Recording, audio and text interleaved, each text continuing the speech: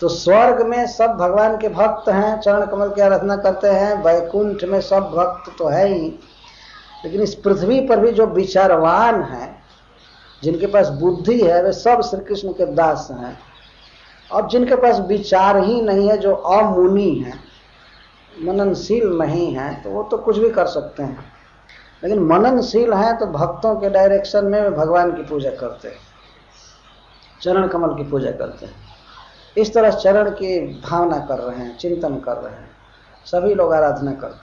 जो जिस चरण कमल की पूजा ब्रह्मा जी करते हैं, शिव जी करते हैं, लक्ष्मी जी करते हैं, मुनि जन करते हैं, भक्त करते हैं, वही चरण कमल गोचारणायानुचरैश्चरत बने। कितना कृपा है उन चरण कमलों में कि स्नेह से पशुओं को चराने के लिए वो पशुओं के पीछे चरण घूमते हैं। गोचारणाय, गाय चराने के लिए इधर उधर से घुमा घुमा करके पेट भरने के लिए गाय, और वो चरण घूमते रहो। इसका कुछ और अद्भुत अर्थ है, भाव है, जो आगे कहा जाएगा। और जो चरण कमल जब फिर प्रयोग किया गया सर्वशेष में अंत में, जद गोपिका नाम कुछ कुंकुमांकितम, तो बाकी और सबसे विलक्षण वर्णन किया जा रहा है। और जो चरण कमल श्री गोपियों के वक्षस्थल पर लगे हुए कुंकुम से चिन्हित रहते हैं। तो भगवान श्री कृष्ण के चरण कमल वैसे तो लाल हैं, नीचे का तलवा हमेशा लाल है ही, लेकिन उसमें हमेशा गोपियों के कुछ कुंकुम का दाग लगा रहता है।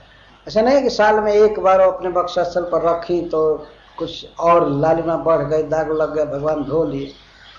तो दिन में कई बार और रोज लगता ही रहता था, इसीलिए हमेशा अंकित रहता है। जैसे कोई व्यक्ति यदि मेहंदी लगाता है अपने हाथ में या पैर में, तो मेहंदी का दाग कई दिन रहता है।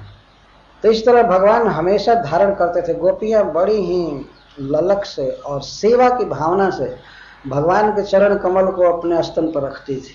तो उनके स्तन पर जो कुमकुम लगा होता था, केसर आदि, चंदन आदि, तो वह लग जाता था। तो लगने से कुछ देर तक तो गीला कुछ कुछ लगा रहता था, लेकिन बाद में वो सूख जाता था, फिर भी दाग लाल लाल रह जाता था चरण में। तो अंकितम का। और गोपियां भी एक नहीं हैं, भगवान की प्रियाएं बहुत हैं ब्रज में, और बड़े ही स्नेह से भगवान के चरण कमलों को सुख देने के लिए जो वन में भ्रमण करते रहते थे, तो उसको वे अपने वक्षस्थल पर धारण करते थे। श्री कृष्ण से वन में भेंट होने पर उनको एक थोड़ा ऊंचे आसन पर बैठा देते थे और नीचे बैठ करके भगवान के चरण को अपने छाती पर धारण करते थे। तो इससे भगवान का चरण कमल उनके कुमकुम से, उनके वक्षस्थल के कुमकुम से अंकित